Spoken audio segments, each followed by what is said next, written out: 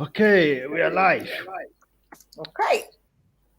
Good evening from here. My name is Paul, and you're welcome to Opinion Sharers. And this beautiful evening, I have Ejiro. Ejiro is an energetic woman. Oh, she even writes her name as energetic EJ. Can you imagine? I didn't even notice before now. Wow, this is good. So I have energetic EJ here, but I call her Ejiro. And today she's going to be helping me to do justice to the new talk in town, which is the social media. If you're not on social media, I would say that 90% you are doing something wrong, unless if you are my grandmom. Well, we will talk about it. Is it really, really? Yeah, Well, I think to an extent, well, yeah. that's just my opinion, though. That's my opinion, and it's opinion sharers. So your opinions are free. You How can valid. share it. Yeah, your opinions are valid.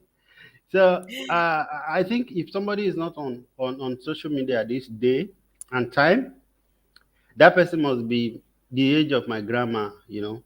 So and It depends. It even depends. and even my grandma sometimes might want to check me out. So because of that, she probably have reason to join the social media. Anyway, so I want us to talk about harnessing the power of it for financial reasons, for financial purposes. And I've worked with Ejiro on a project before, and I've also been seeing her activities continuously. She's very energetic, even though she's mostly on Instagram. That's where I see her mostly, almost. I think she's there every day.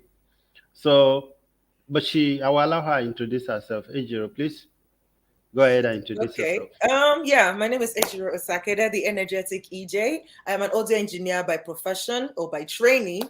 I'm a media personality by passion, and I am an energetic being, as you can see already.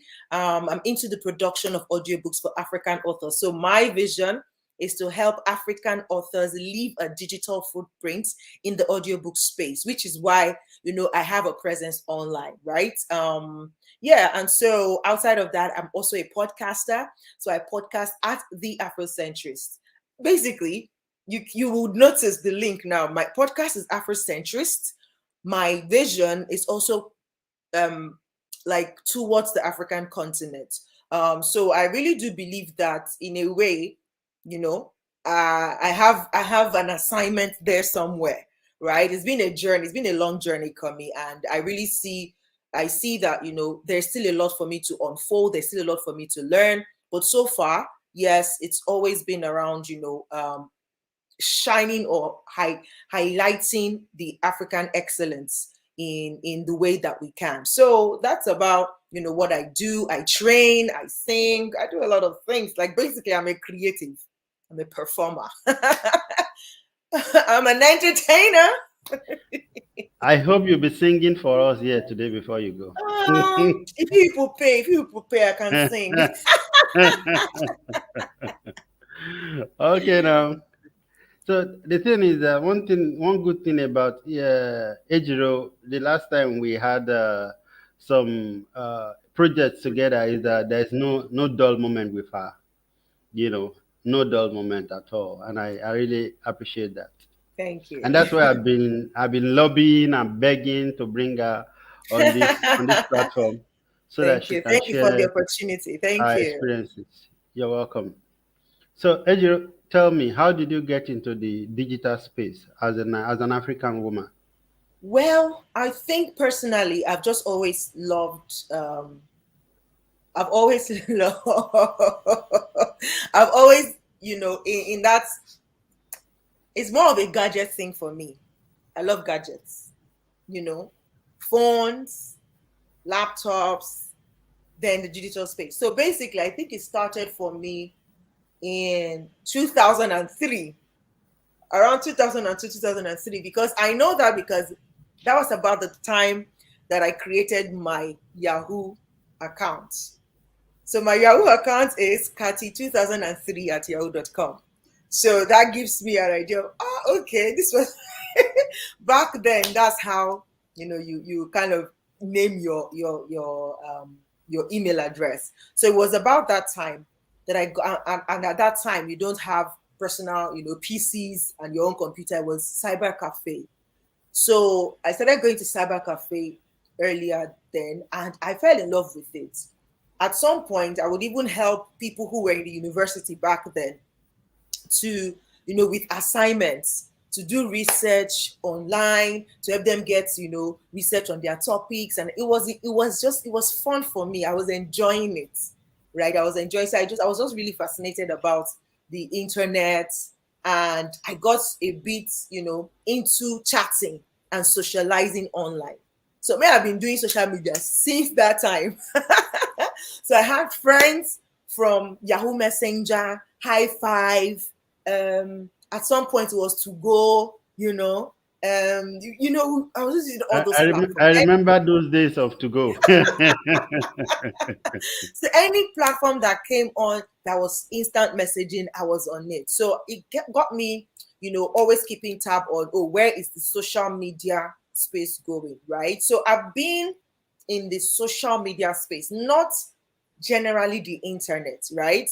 Apart from the times where I helped people with their own assignments and do the research, I really did not leverage the internet the way that I should have leveraged it. If I knew half of what I know now, I would have been more intentional about, using the internet back then, because I would have used my then I would have built on my research skill if I had known better, right? I was Okay. helping other Now, people. now let Yeah. me let me stop you there, Aha. and I pick something from what you've just said. You talked about being intentional. Being conscious of the reason why you're on the internet or social media, for instance. Absolutely. Now, when you look at an average African woman, do you think they are intentional with their activities on social media currently? I believe that according to data that is available, about 43 million Nigerians are on social media. They are regular users of social media. Hmm. And I want to believe that every social media platform that comes to be now, that wants to come to Africa, wants to enter the Nigerian market. Yeah. Now, when you look at, I want you to help me do a little bit of analysis of the typical African woman on the internet or social media, rather. Okay. So when you say when you asked, like, do you think that they are really being intentional in their usage?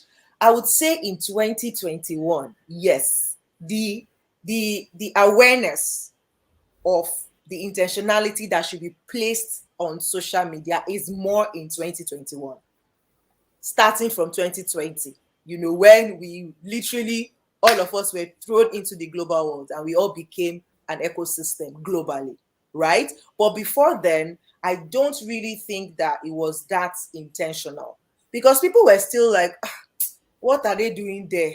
Why should I be there? And even the ones that were there, they were just busy sharing pictures. It was more of pepper them kind of thing, like, oh, I'm here today, and this is what I'm eating, this is where I'm living, all those kind of like flimsy things. Some people will Sometimes I'll see people, post online, like, I don't know, maybe it's just me though. So, and like you said, I love the fact that you did the research and you got those data, which is good. So, but for me personally, I've just been that, like I said, since I started then, uh I at the point that I started taking social media seriously, especially like when Instagram now came out and then Facebook and all of those things. At first, of course, it was still like, oh, let's just connect with people that we knew, people that we've lost contact with. You try to reconnect with them via Facebook and all of that. But it was in 2013, I think, that I started to, use Instagram, for example, to so I was at that point in 2012, 2013. I was learning. I was in a vocational school, so I was learning fashion, right? So I was making dresses, I was making bags, I was making shoes with Ankara fabric, and so I needed to put what I was doing out, right? So from that time, I knew that, okay, if I want to have a presence online, it has to be tied to something. I just don't want to be there for being their sake. So it now became a thing. Like, if I want to post something, there must be a reason, there must be a purpose tied to it. Is either I'm sharing an information, or I'm trying to inspire somebody, or I'm talking about a product or a service, right? So I became more intentional. So, but I noticed that a couple of people before 2020, especially women, they were not really paying attention to it. Some people were just like, please, I'm not the social media type. Please, I'm not tech savvy. That's the general excuse that women give. Like, please, I'm not tech savvy. WhatsApp, it's even hard to even be on WhatsApp. So only WhatsApp alone. The others, I don't have time, right? Or when they are there as if they are on Facebook. So for example, when you do Facebook and Instagram, which is, for me, they are tools, business tools or personal brand building tools, right? So, but some people, when they're there, they still make it like it's a private, they privatize it. So it's more like, why are you on social media if you like to be a private person? Just don't bother being there at all.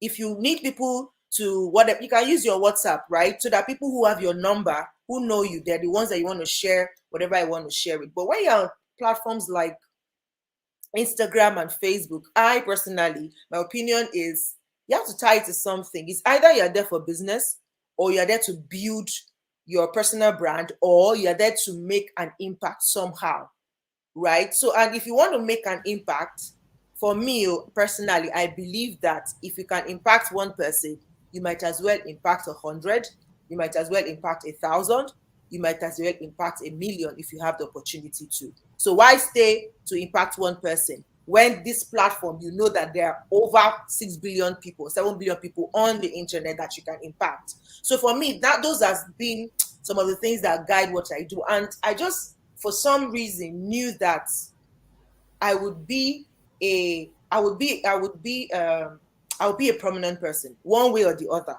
Whether, seriously, whether I plan for it or not, I would be in the limelight. It has always been at the back of my mind. So for me, it's like, How? okay, Tell me how. how I knew, Yeah. I just know. Don't ask, I don't know, but I just know. I think it's one of those things that you just know in your inside, because of the things that, like, when you see something that calls to you, like, this thing could be me. You just know this. I can do this. This can be. You can see yourself in it. From a young age, I just knew I would normally practice, broadcasting, sitting in front and reading the news. I wanted to be a broadcaster. I wanted to read mass comm. But for some reason, life kept throwing me basketballs. At some point, I Wait, was oh, confused. something And just so I occurred did, to me. Something just occurred to me now. I yeah. forgot. Maybe I probably would have discussed this with you personally, but then since we Mhm. are here, if you were going to convert my book to an audiobook, what will it require? I'm not talking about price now. What does it entails? Basically, maybe if you are going to tell me what it takes to convert my book to an audiobook, just tell me in about 1 minute. You mean the process itself, right? Yes. Okay, there are four phases. Phase one is pre-production, the preparation for the recording and everything. Number two is the recording itself. Number three is the editing, and number four is the launch. Those are the four stages in creating your audiobook, right? Number one is, okay, I want to create the audiobook. How do I want to do it? What means do I want to use? Do I want it done for me? Do I want to do it myself? Depending on that decision, okay, this and this and this are what it entails. Then, when you decide that if you want to do it yourself, then okay, you probably need to book a studio session somewhere, go into the studio, go narrate your book yourself, or come to people like us to say, oh, this is my book. I want to create, I want to, have the audio version of it. Help me do it, done for you. And then we charge for that service, right? But if you're doing it yourself, you have to do your recording. And then after recording, then you go to the next phase, which is editing. So you edit the audio to make sure all the errors, because while you're recording, you make errors, you make mistakes, there are pauses, there are things that shouldn't be there, there are noise interferences and all of those things. Then you edit it. Once it's done editing, then you do all the other extras, the mixing, making it sound good, cleaning it up and all of that. Then your audiobook is ready. It's the same thing. Your ebook is ready, your print book is ready. You're not going to store it in your room. You have to make noise about it so that people can know that you have this book for sale, that you have a message that you've captured in this book and people need the book, and then you need to market it to the people that you've written it for. It's the same process for audiobook. So it's just that for audiobook, because it's audio, so you need to get the platform that works for you. And in Africa, we don't really have a particular platform that caters to audio for us. There are some here and there, but there is none who really. Hi, Olaogun Michael, thank you for joining. But there is none who really focuses strictly on African, generally on African authors. I think there's Ako Book in Ghana. I think there's one in South Africa, right? But I just also, found out about one, Lisby has existed, but now they are having more. And for example, they are a free library, audio library. They have a free library for people, and then so they now have some books, and I think they have a library in South Africa now. So we need more platforms that we can host. But of course, Audible is still there. You can still publish on Audible. And then in Nigeria, we have Tebiba Books. Those are our own partners. So some of our works we put on Tebiba Books so that you can access the I audio. will So I that's will the send process you to I take will send you check after the show because Please do, please do. Please, we need the money. Bring them in, bring them in. But for me, like I no, said in the beginning, the goal for me, the vision for me is to help African authors leave that digital footprint. 5 years before now, early 2014, 2015, people were skeptical. Africans were skeptical about ebooks. Like, no, this one. But now, everybody has an ebook version of their books. And they are aiming to publish their books on platform like I don't Amazon, I don't things we have can't do. yet. I don't have an audio book yet for my book, and Yes. I know people who are writers and authors also who don't. So, what is the difference? Now I think I'm talking too much about books and audio It's book part now. of it. Because I didn't plan to do this. But then, anyway, we are already there. And Michael is currently writing a book, so he probably might be interested too. So now, um, what is the difference between the paper book or a soft copy of my book?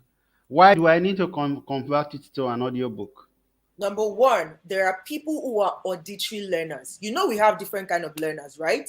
The Like me. kinesthetic, the auditory, the visionary, people who see visual, right? So you have auditory learners, and there is a segment of your audience who are in that category. That's number one. They learn better when they listen. Number two, time is of essence nowadays. And the truth is, even normally, to sit down and read a book is already an issue for an average African, right?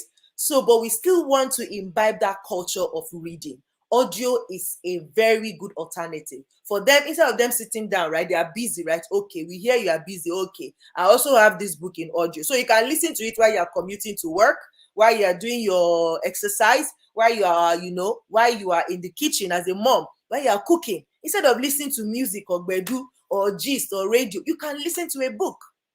I started listening to a book just this morning, and I'm already in like chapter 3 before I left the house. Just between when I woke up and when I got ready for church, right? I'd already listened to chapter 3, and I'm sure that by the end of this week, I'll be done with that book. But there's no way under the heavens, because of my busy schedule and the type of work that I do, I'm either recording or editing, which are time consuming and they need focus, right? So I can't really do the two. So the free time I have, say I'm going somewhere, I'm commuting, I don't joke with those times. I make sure I'm listening to something. It could be a message, it could be a book or something. So that's what it does for you. So it gives you that option to be able to read faster, because the time it will take you to read a book, normally, maybe it will take, even if you're a fast reader, you don't do anything and you are very free, you will still read a normal sized book for like a week, if you're even if you're a fast reader, right?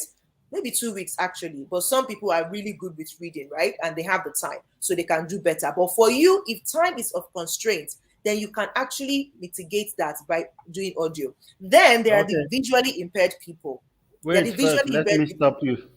Let me stop you because you are beginning to advertise yourself now. Ah, ha, Now, ha, ha, ha, ha. I'm giving you the reason. You are the one that asked now that what is the difference between. I'm giving you the reasons why audio is better. I'm not saying come and do. Did I mention the name of my business? I've not mentioned the name of my business now. I'm just giving you the audio, the benefits of audio books, right? all right, all right. And I think now it is high time that I also consider that for my book. Maybe you and I will talk after the show. No problem, And sir. now this is what you do on the internet.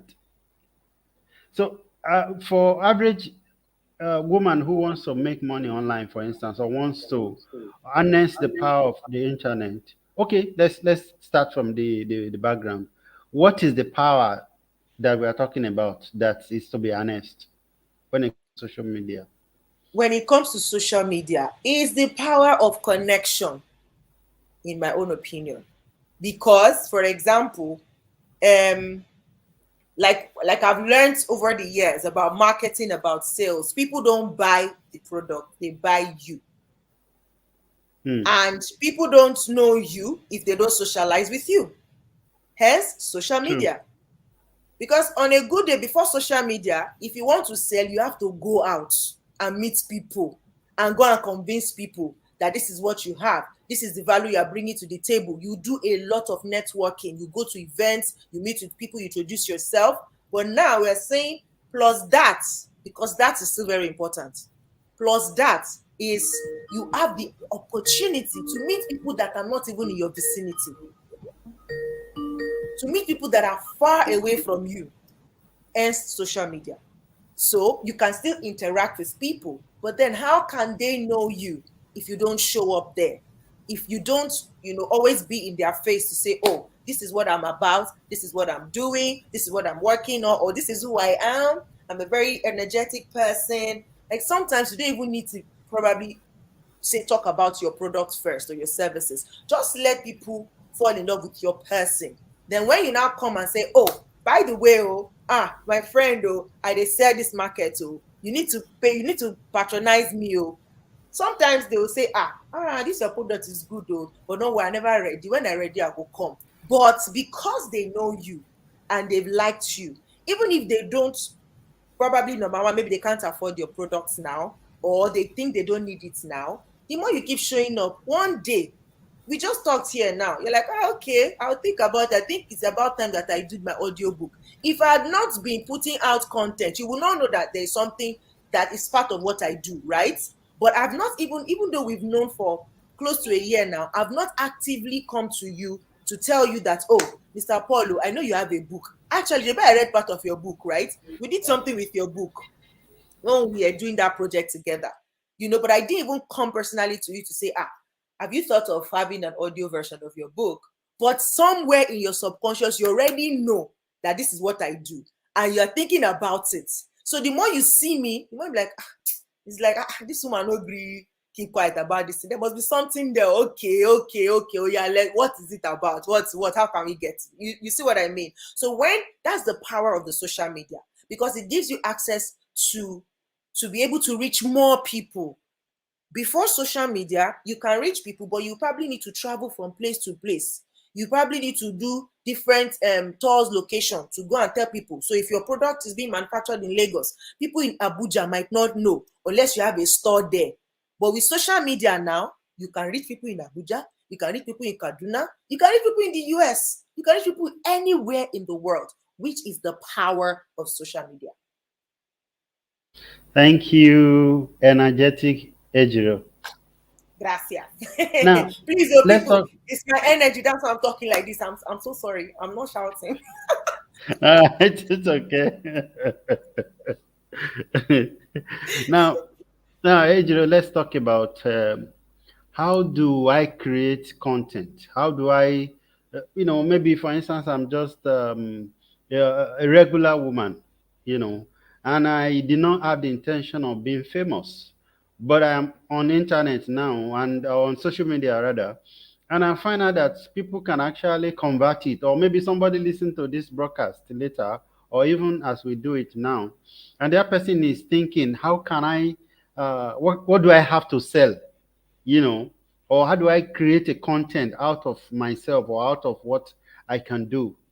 Do you want to share a few? Okay. First of all, it's not, you need to decide what you want to do. Because if you talk about like so being on the internet or anything, you need to decide what you want to be known for on the internet. So, if even if you are not a business person, right? Do you have a message? Is something beating in your heart? Like, why are people thinking like this? You have a message that you know, some maybe your life experience has taught you a lesson or two, and you feel like, I think somebody needs to hear this. So it's a choice, right? You can decide to still gather people in your vicinity and share your story with them so that they can learn from your own mistakes. For example, that's even if you are saying, oh, I'm not a business person, I'm not selling anything, I don't have any product or services. So I really don't see the need for social media. But the way I'm seeing it too is like everybody is online. So I see, so it depends on what you want, because if you don't have a product, you don't have a service, you don't have a message, really, there's no point being on social media. It's not needed. So you have to have one of those three. It's either you have a product, you have a service, or you have a message. So the message at the end of the day is not for you to make money off it. It's for you to make impact. It's for you to, it's for you to impact somebody else other than yourself and other than the people in your surrounding that you can reach physically, to impact them with the message that you have, with the lessons that you've learned from life. But then if you have a product or you have a service, you also don't want to limit your product and services only to those people who know you, when there is a vast majority of people across the globe that can also benefit from that product or service. And that is why you now need to be online. And being online is not the same as being on social media. Social media is just one way of being online. Because if you want to be online and still, have an imprint and everything, you can go the way of websites. Put everything you need on your website and then keep pushing the website.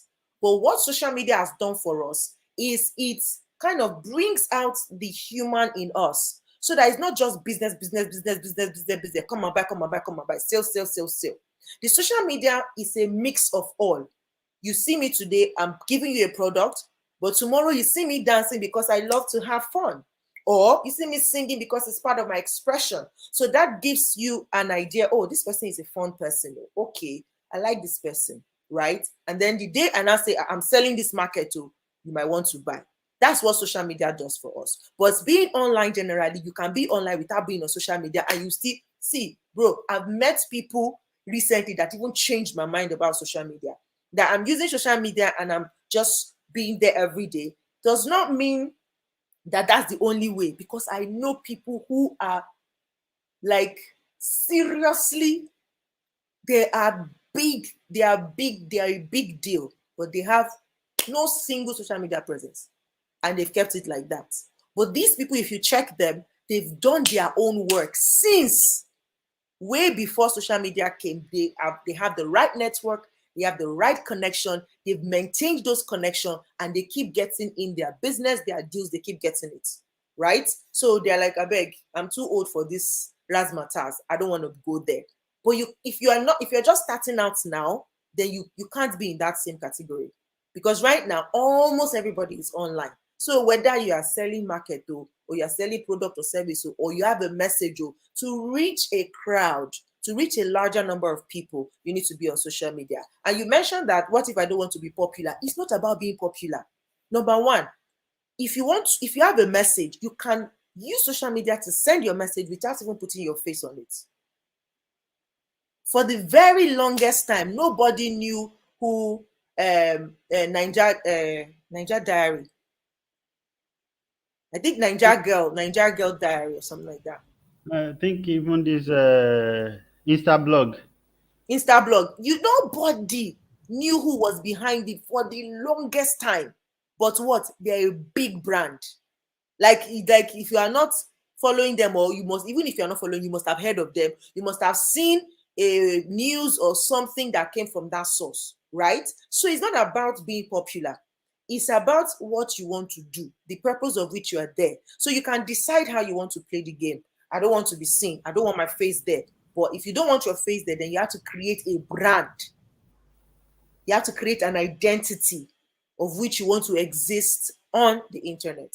The guy, the famous hacker, Anonymous, nobody knows who is behind it now. We don't even know if it's one person or a group of people. But you heard the name before that there's this person that is anonymous and is a hacker, and it's like you can hack anything hackable. Do you understand? So you decide how you want to appear. There are people who have pseudo accounts. They will create a whole persona behind there. You won't know the real person behind it. So it's your choice how you want to play the game. Okay, thank you, Ejiro. You see, the reason I thought about this particular topic is I am considering what I could do for my thesis. All right. So, and I've been someone who's been inspired by the internet. The internet is perhaps one of the most important thing that has impacted and influenced me till date. Hmm. Okay. If it wasn't for my exposure to internet around 2005, I wouldn't, probably I would just be somewhere in just Akoko being a Edo. normal. You're wrong. I'm not Akoko Edo.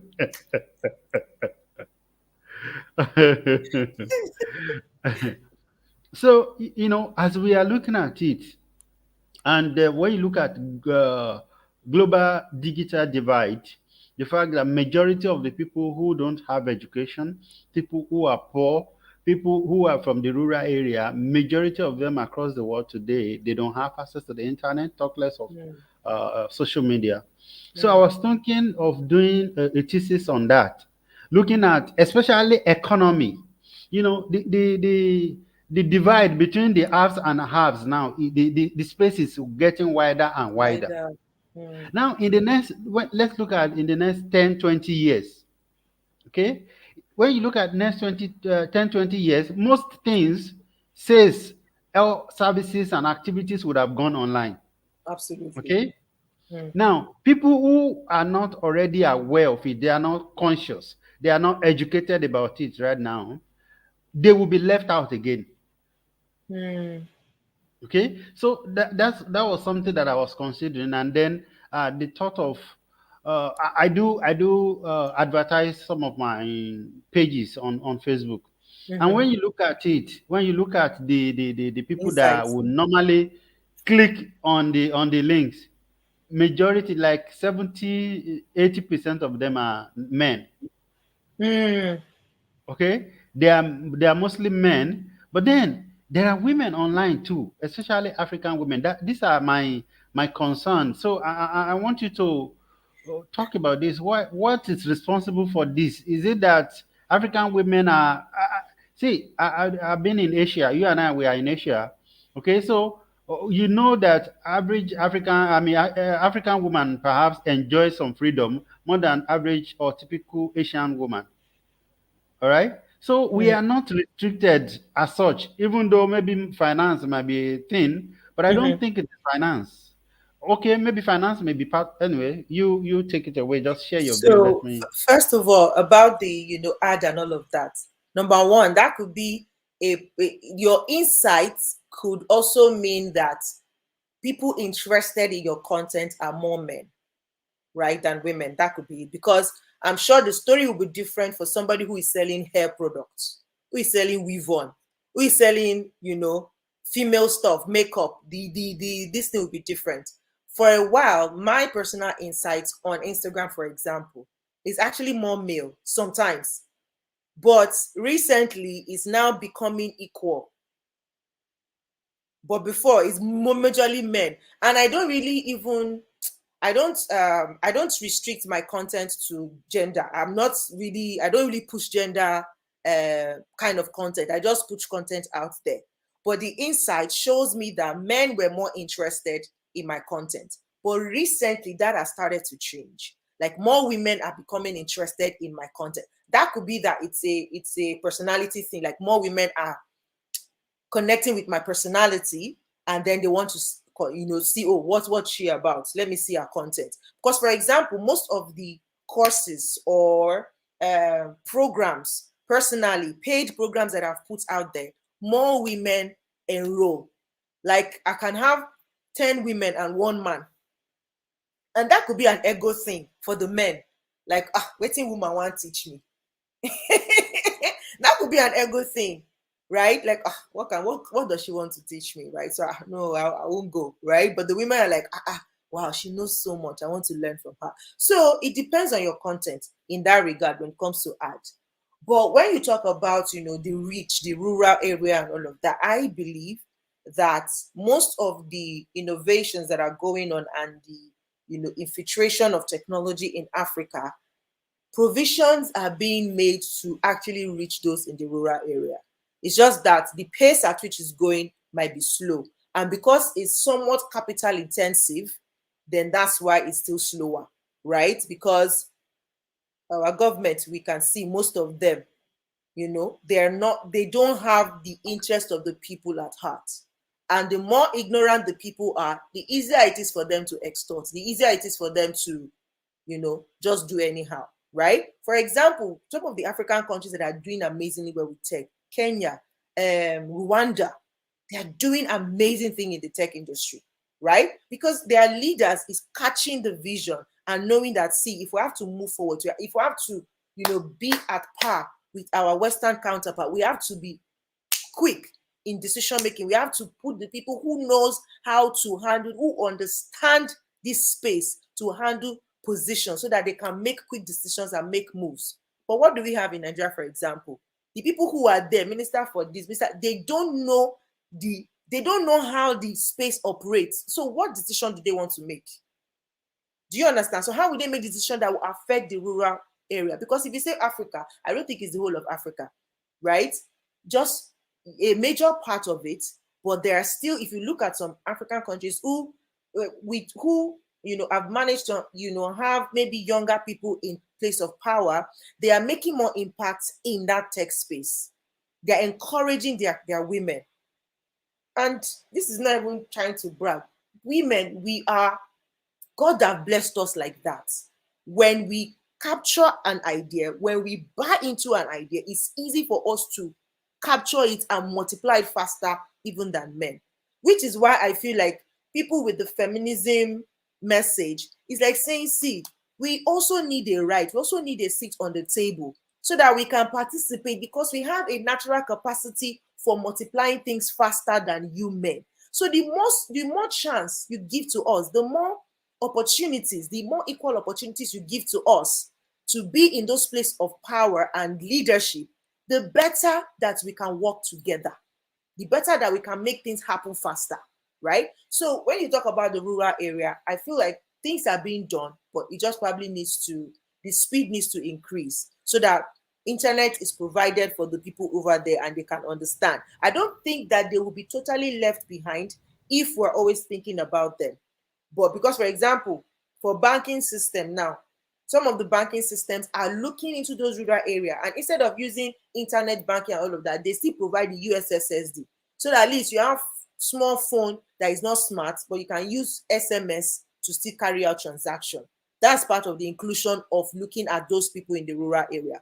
For example, I belong to TAS, the Association of African Startups. We are looking at startups to going to the grassroots level so that the people in the market will begin to educate them, about how to set up your business, how to keep your books, how to do all those things. So I feel like there are people who are actually looking out for the rural area, but it's probably it's still very small. The amount is small. We just need to increase the pace so that we can bring them up faster.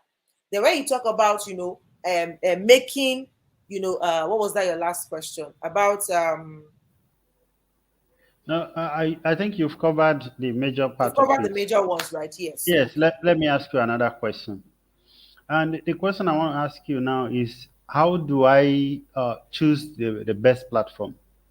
For instance, I know that Ejiro uses more of Instagram. I don't Instagram. know, maybe you use other platforms Yeah, more more on Instagram. frequently, but I think I will see you more on Instagram. So how do I make the decision in terms of which is better for my Platform content? is better. I think it depends on your content. So I am active on Instagram and Facebook because they are connected. So what I post on my Instagram page goes on my Facebook profile.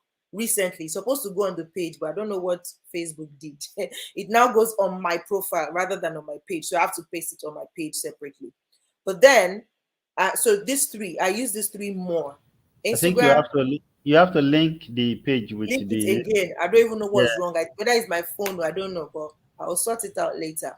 Right. So my Instagram and Facebook and then LinkedIn. I use LinkedIn as well.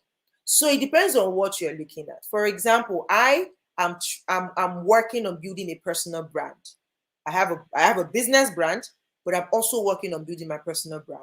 So for my personal brand, even my business has expressions there. To my business is on Instagram, Facebook, and LinkedIn.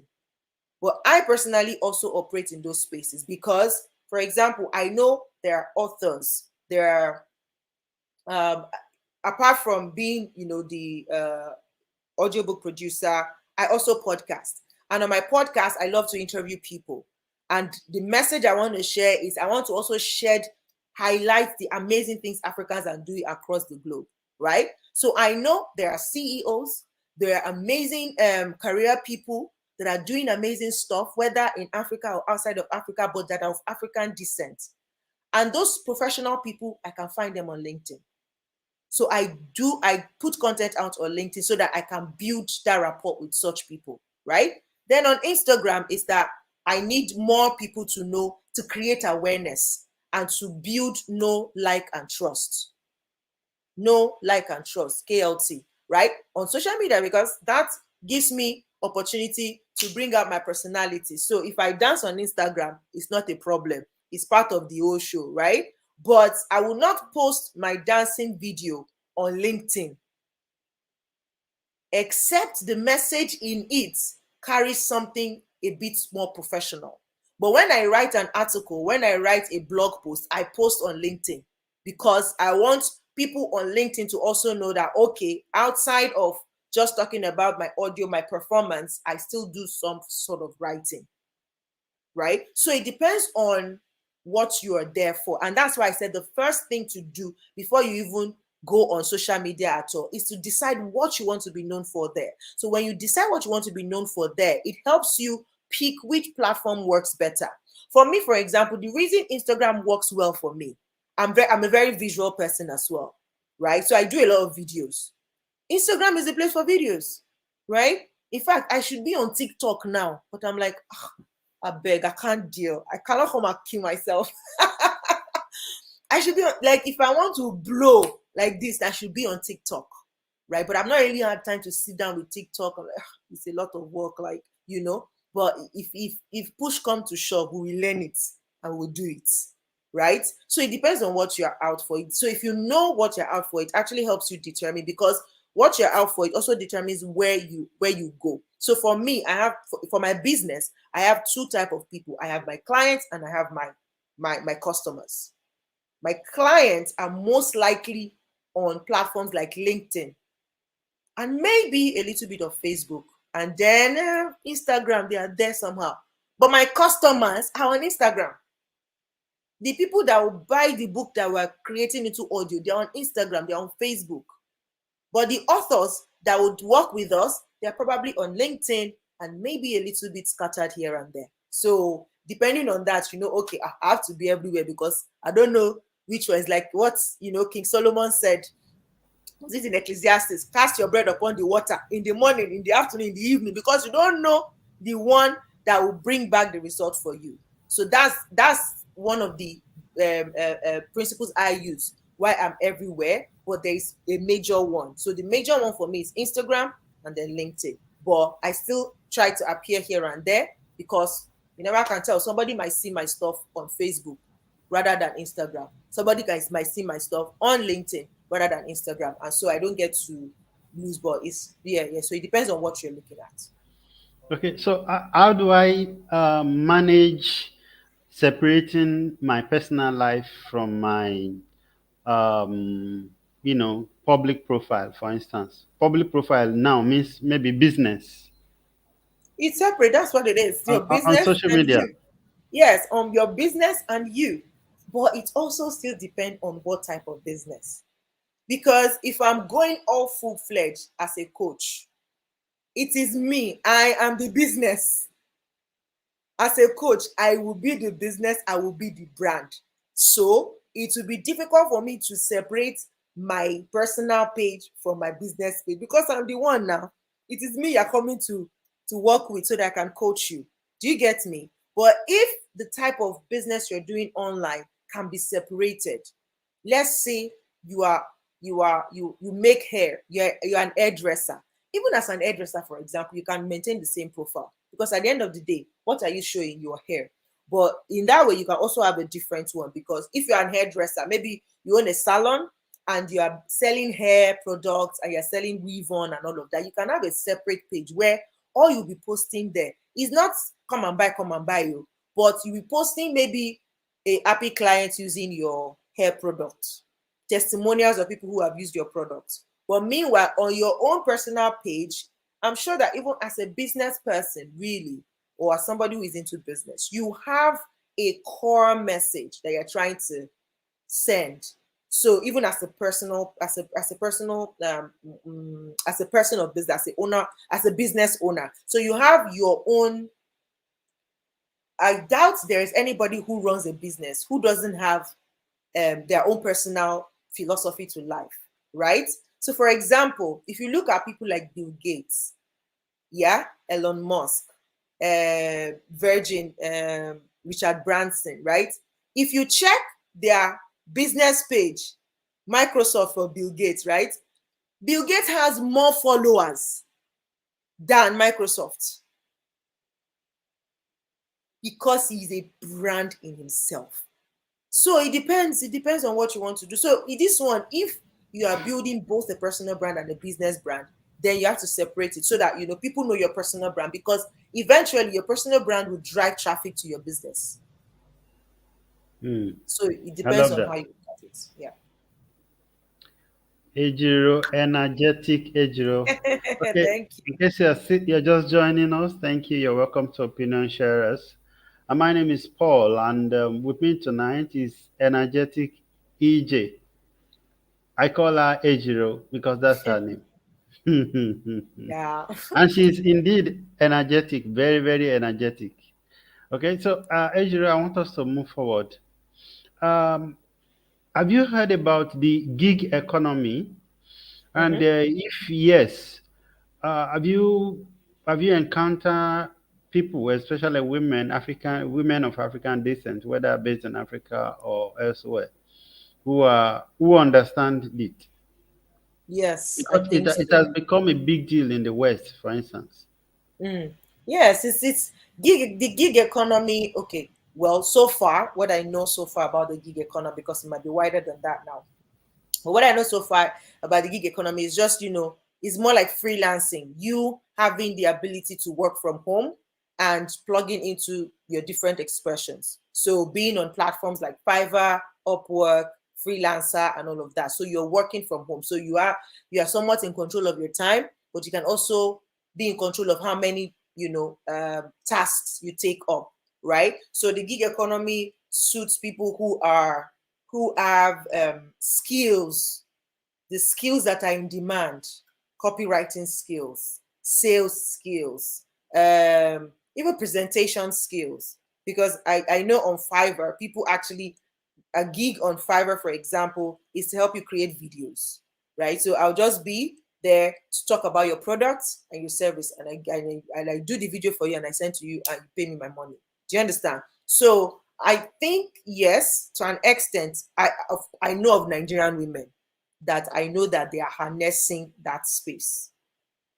Maybe not in their large numbers yet, but they are there, and it's getting better. People are warming up to the idea, and that's why there's also a lot of learning of those soft skills that are in that are in need now, the digital skills. In Yes, demand, so yes. yeah, I think it might be slow, but there's an increase in the awareness and in the engagement of gig economy by the African women. I believe so.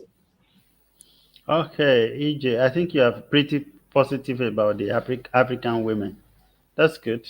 We are good. We are a powerhouse. It's just that, like, I was in a conversation earlier today.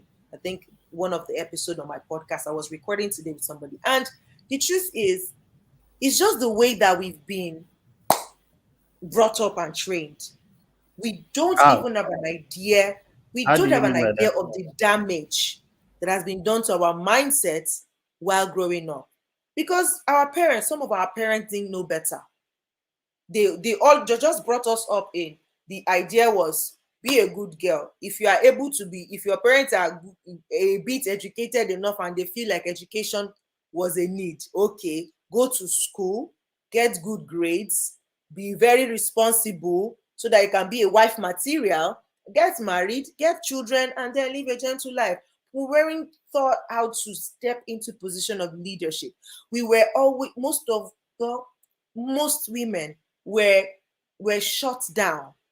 Like, you can't speak where people are. If you talk too much, you will you see husband to marry like this?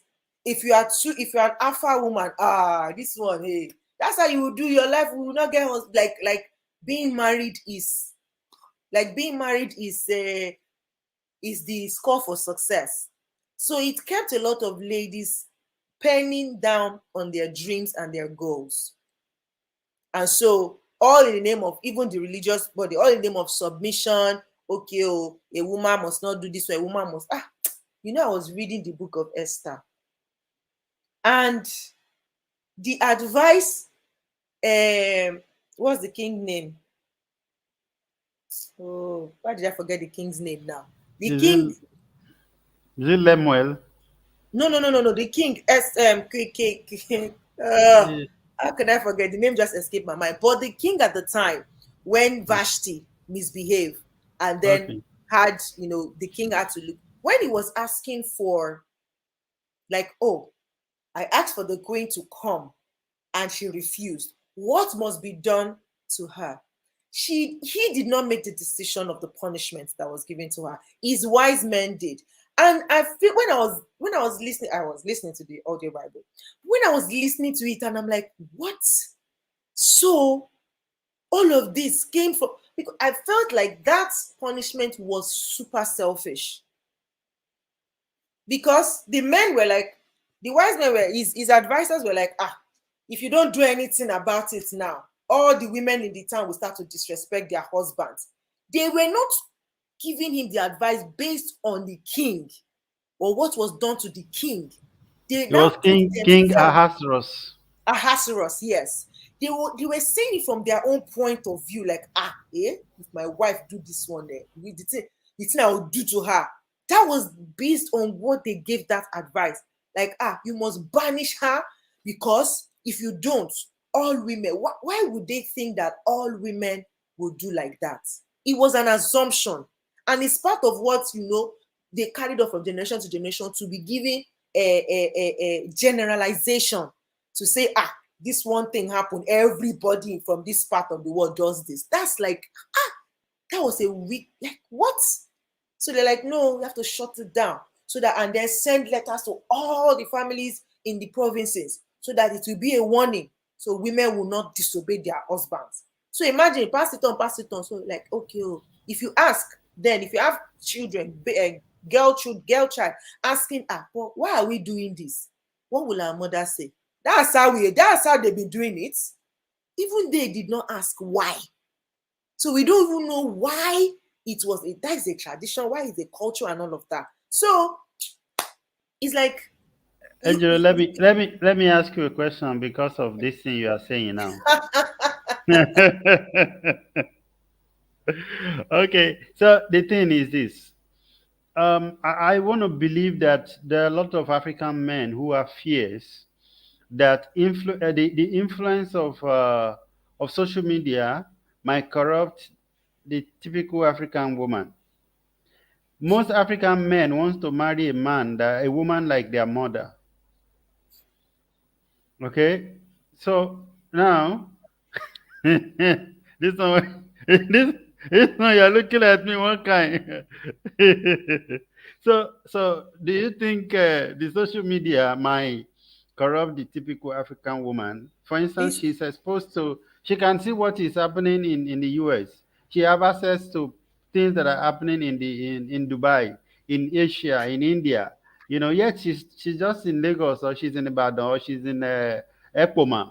You know, and the things that we see greatly do influence our behaviors and perception. Okay, Mhm. so do you think this might influence the African woman? There is no doubt that social media influences people, right?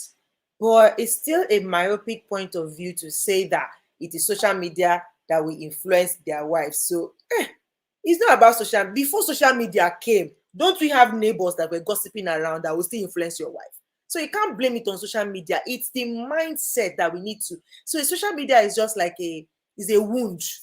The root cause is a mindset game here.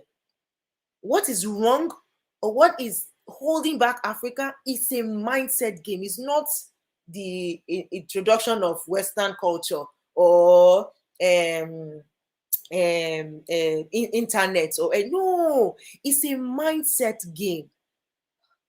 The, we will not go there. We will not go there at all. We will not go there because there we do not know the amount of damage that has been done to our mindset until we leave our vicinity. Then we will know. Because I, do I you know agree that with you. a lot of African men and women, they naturally even shut themselves down before they even take the opportunity. And that's why you see people get into lands where the opportunity and they will still believe that, oh, because of my color. Yes, we are not disputing that there are no segregations, there are still not subtle racism Discrimination, here and there, racism, yeah. right? But are there no people breaking the walls and breaking through? If majority of us start to think of man, people like Mandela, why can't we be looking at what people like Mandela or Malcolm X did? Why are we looking at the ones that are being suppressed? Why can't we look at those ones and say, if they could do it, we can do it too? If they could break barriers, if they could stand their ground and say, no, this is what I deserve, and I will get it. That's the mindset that we need to follow. But we've been so bamboozled, and especially because we don't even ask questions, it's difficult. Do you know that even in schools, in our schools, it's been like that. Even our teachers, like, by the time you raise your hand the first time, the second time a teacher go tell you, say, please, is it only you in the class? Let somebody else ask question. And so students from a young age begin to keep quiet, like, let's not be like it's only me that does not understand. Sometimes to True. even raise the hand is difficult. So it's a mindset thing, and that's what we need to thank God for the evolving and the increase in coaches, in mindset people. Because if we can get it here, we see these pictures online all the time. An elephant or a horse tied to a plastic chair is the way we've been programmed. It's our conditioning. If we you will see that the people who are the people of African descent who are doing amazing work, they've been able to break away from that mindset, or they didn't have that mindset at all from the word go. They were brought up in a vicinity where you can ask me 1 million questions, your opinion counts, you can air your view without being shut down. Little things like when we tell our children in Africa, keep quiet, elders are talking, keep quiet. You can't even question your own elder. How do you want to question the leadership? Do you understand? Not question I as get in it. disrespect them, but just Yeah, simple no. question like, mommy or daddy, why do we do this? Will you shut up your mouth? Are you questioning your father? Are you talking to your mother like that? And so we keep quiet. So these are the things that we need to change. So it's not a matter of social media. Social media would have come whether we liked it or not. But the way that we see, the way we approach and that, yes, is a tool of influence. But the same social media has made us, like you said, it has made us exposed to what is possible for us as women. We see people like Oprah Winfrey, and we know that, okay, we can dream again. We see people like Mo Abudu, and we know that, okay, our dream is valid. We can actually switch, what's it called? We can actually switch profession. Most switch profession 2 or 3 times before she became the media mogul that she was. And then when she started, it was feeling like, are you okay? How can you just be switching? Will you make up your mind? But she knew what was calling at her heart. And by her stepping out, she's giving other women like us permission to also go after our heart. So, yes, there are the pros and cons of it. And we're not disputing that fact, just as with anything, religion, spirituality, marriage, anything. There's always good and bad references. It is what you focus on that you will become. Okay, Hijiro, thank you very much. Now, I have two more questions, so I guess. And one of them is, can you please highlight a couple of or some 21st century skills that is needed in the digital media space that may be Like I useful mentioned for before, yeah, entrepreneurs or yeah. like I mentioned before, you have to. I think some of the digital skills that are really, in demand now, copywriting, for example, um, marketing. See, marketing and sales, we cannot run away from it again. It's just that it has evolved. The way you do it traditionally before, now you bring it to the digital world, right? So you need to understand how the marketing, the digital marketing works. So if you we need to, look into that, how it works, data analysis, how to analyze data, because sometimes we even run the ads, but we don't even know how to use information that we get from that. So learning data analysis, be getting interested in AI, and start reading up about it. And sometimes these things are like, oh, beg, this is too much work for me. I'm not a geek, oh. But these are things that we still need to pay attention to and understand, right? AI, even coding, right? Coding, so understanding how to code, how to write, coding languages. It's a digital skill that is needed. Um, Presentation skill as well, I think, is becoming more prominent, because as a business owner, you still need to be able to sell yourself, whether you're talking to somebody in person, or you are using your platform. You still need to Yeah, learn how to it's a major present. skill. In fact, they teach Yeah, it in university these days. now, exactly. You have to learn how to present yourself, how to carry yourself, and all of those things. So those are some. There's SEO. You need to understand all those one. SEO, S SMO, right? So SEO is the, I've forgotten the meaning again. It just escaped my mind now. SEO is uh, uh, is it search Optimization, something optimization? optimization. Yeah, Yeah, it yes. just escaped my mind. So there's the Search engine, search search engine, search engine engine, then there is optimization. a social media as well.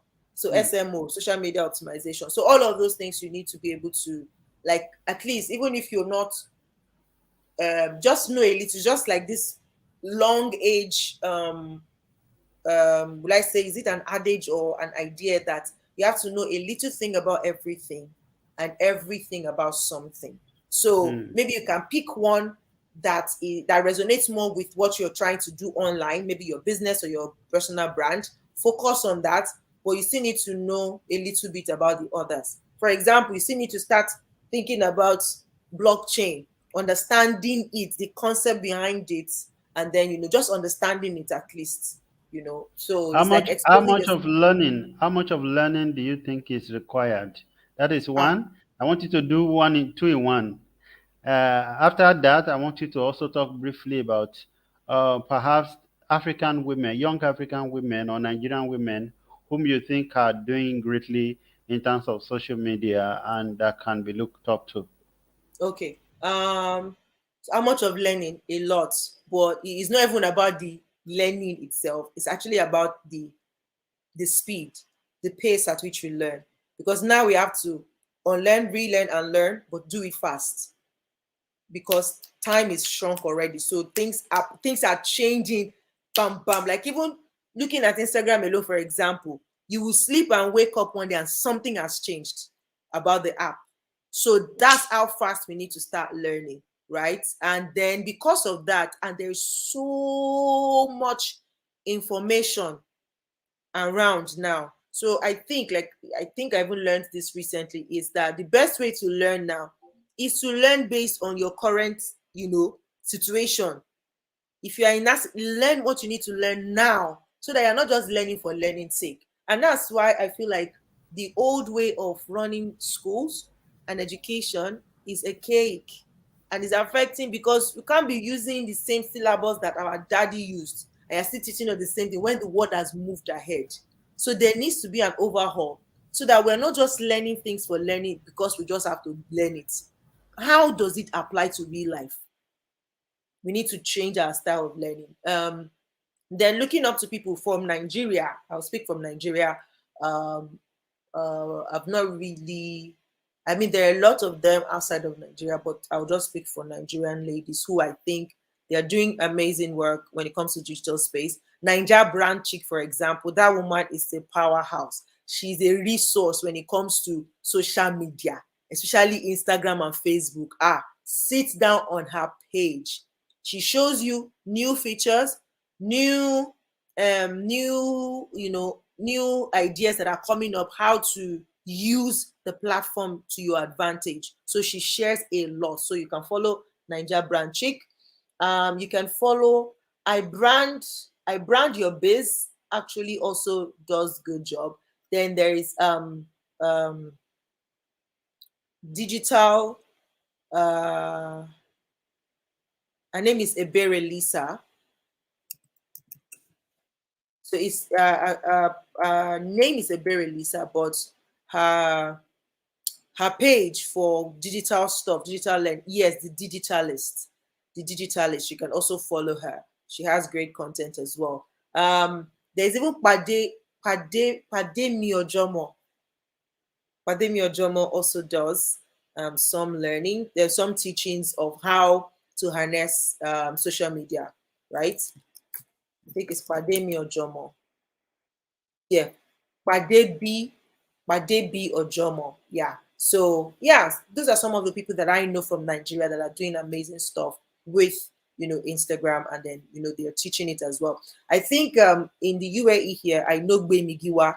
Bemigiwa also does that Digiboss. So she teaches how you can leverage the internet to become influencers and things like that. So she also has that platform. Yeah. Okay, Ejiro, thank you very much. I hope you have had fun. That's one of the things that we expect our guests to at least have a little bit of fun. I know that I'm not a funny guy. So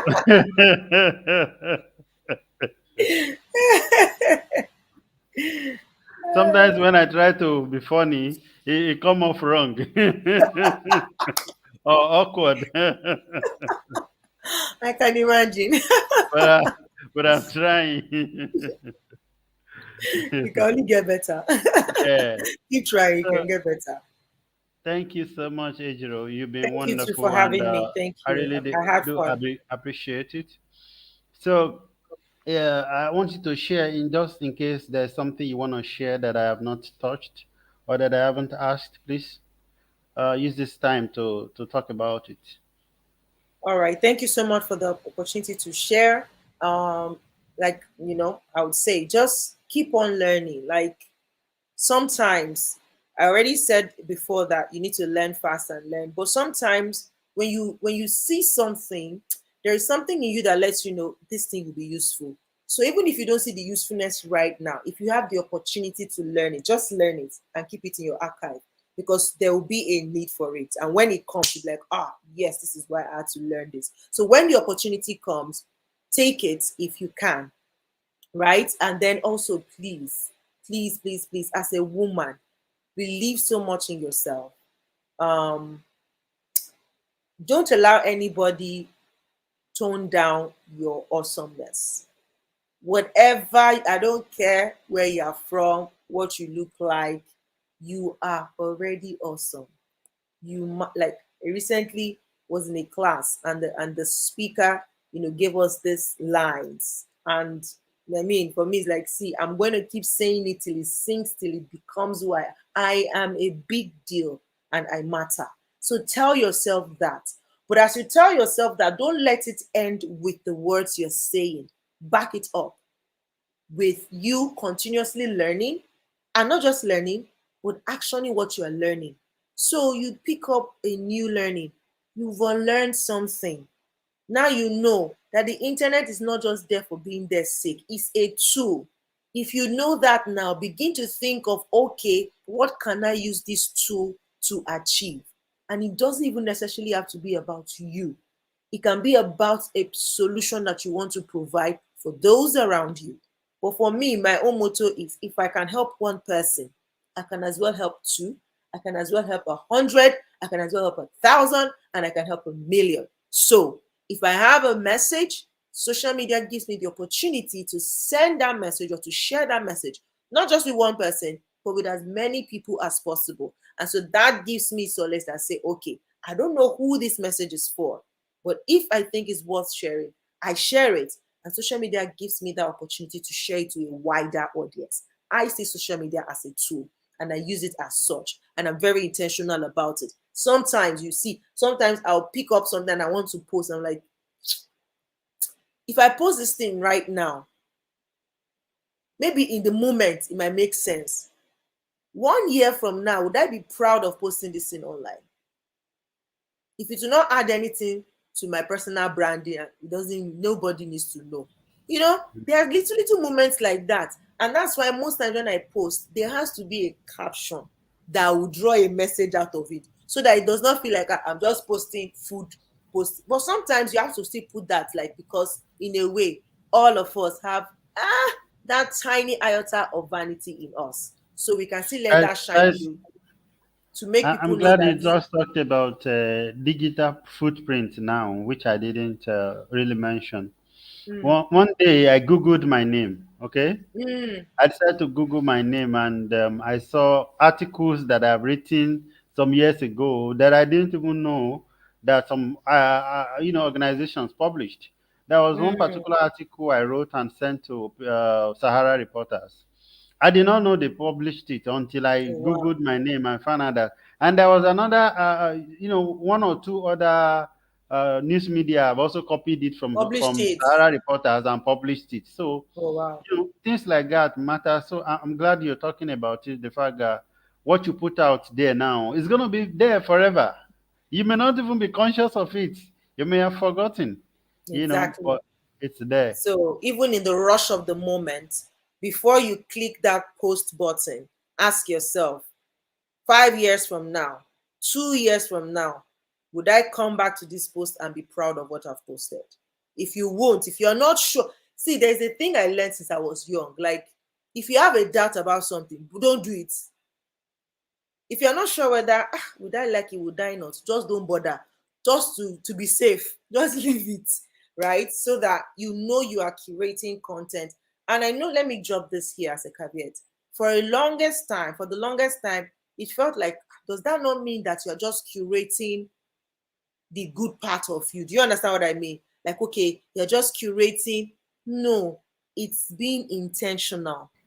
It doesn't mean that you don't have negative side or anything. Once in a while, you can share about your negative side, but from a place of learning. Oh, I used to have bad temper, but thank God I did this, I did this, I did this, and now I am getting better. That's a different approach to me. I'm a very hot tempered person. I see it as I take it. I don't give anybody, I don't have time for rubbish. Post it like that though. 5 years from now, somebody wants to employ you and they see that, they say, okay, oh, thank you for letting us know that you don't take rubbish. We too, we don't want rubbish. You see? So you have to be really, really intentional and curate the kind of things that you put out there. Thank you very, very much, Ejiro. Just before you go, would you mind just saying if I want to create myself into a brand, I want to develop a personal brand for myself, for instance. Hmm. Just tell me briefly what do I need to do, and then we close. Me, I'm not a brand strategist though. I'm not a brand strategist. I'm not an identity coach, but from my own personal experience is, I mean, just read up on things that I think, first of all, decide what you want. What it means to you? What identity? What would your brand represent? Right? I If you look through my history on online, you see that I have morphed. I have morphed into who I am today. And there is no, like, I can morph in the next 5 years, I can be a different person. I will evolve into a different person. So I believe that, I'm constantly evolving. So, but the constant factor that you can see across everything I do, when you check all my content or anything, you will see the God factor there, one way or the other. That is a constant. You see a God factor. They're like, okay, this person, yes, she can be very, very energetic and playful and all of that, but there's that constant thing, which is the God factor. I want to be known and remembered as somebody who believed in God. That's one thing for me, no matter my expression per time, right? I want to also be known for somebody who deals with people with transparency. So it depends on your value. What value do you want to be known for? That what does your brand represent? Does it represent class? Does it represent friendliness? Do you want your brand to, when people interact with your brand, how do you want them to feel? Right now, I know I just came into the awareness of this energy that I have. Way before now, a lot of people around me and my interaction made it feel like I was too much. But last year, I came into it like, no, this is not being too much. This is a gift from God for me, for my world. There are people who are always down, who are always, and they interact with me and they feel the energy. Do you understand? So I know it's a gift, and now I'm channeling that as a gift. I want to be, I want to use that energy to bless you. So I want to walk into your life and you are sad, but the moment we are together, you should not remain sad. Maybe if I leave, you can go and pick up your sadness back. But as far as I'm in that room, no sadness is allowed, no dull moment allowed. Even for a split second, I want to switch you out from that moodiness.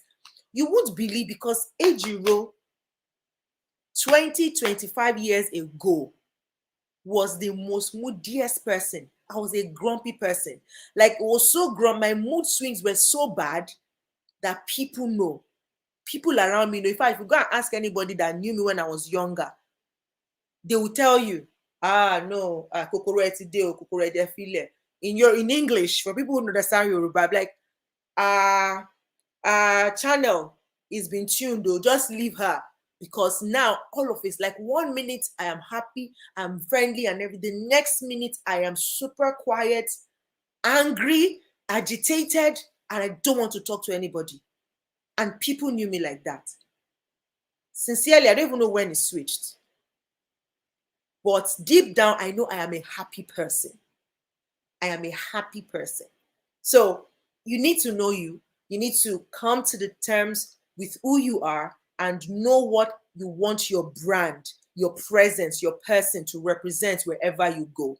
So I bring my energy on board, and I want you to like have life. I want to give you life. Say, you meet with me, you catch some ginger, and you are inspired to say, if Ejiro can do it, I can do it too. If I now leave, you now carry your, say, I cannot do it back. That's your own. It's not my fault. I've dropped some energy for you. You can do with it what you wish. Yes. So you have to be. Energetic Ejiro, thank you very much.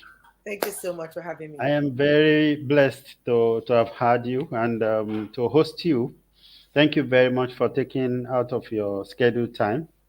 Normally, we come live like this and we talk about all manners of topics, Mm, politics, social. We have discussed women, we've discussed marriage, we've discussed all manners of things. So, tomorrow we are going to be talking about the happenings in Afghanistan oh and Lord. how Africa or what Africa may be able to learn from it. Mm, So I am hoping that some of our viewers would be available tomorrow. Thank you so much, Ejiro. And thank you. Ejiro can be found on anyway. I think you should tell them yourself, just in case somebody Just my is looking name, for this. Ejiro Osakede, across platform. Just type Ejiro Osakede. Instagram, Facebook, LinkedIn. Where else? TikTok. It is Ejiro Osakede. Yes. Okay, now is that a TikTok that I have not been able to? I don't get time for. I don't think I would ever. I I will get to I it don't. later. It's All work. right, viewers, thank you very very much. We'll see you again tomorrow. All right. So from me, the opinion sharers will say, see you tomorrow. Bye bye. Bye bye.